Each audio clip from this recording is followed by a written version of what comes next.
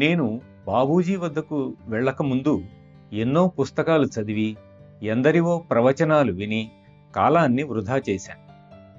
ఈ మాట నా మాస్టర్తో అంటే వారు చిరునవ్వుతో, అక్కడే నీవు పొరపాటు పడుతున్నావు.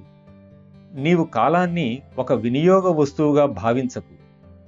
దానికి ఆది అంతం లేదు. అది ఒక జీవనది లాంటిది. ఎప్పుడూ ప్రవహిస్తూనే ఉంటుంది.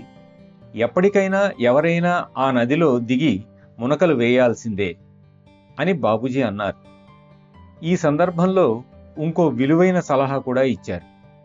చేతులు కట్టుకు కూర్చుని అలా సమయాన్ని మరింత వృధా చేసుకునే బదులు దాన్ని ఇప్పటి నుంచైనా సక్రమంగా వినియోగించేందుకు ప్రయత్నించు అని అన్నారు.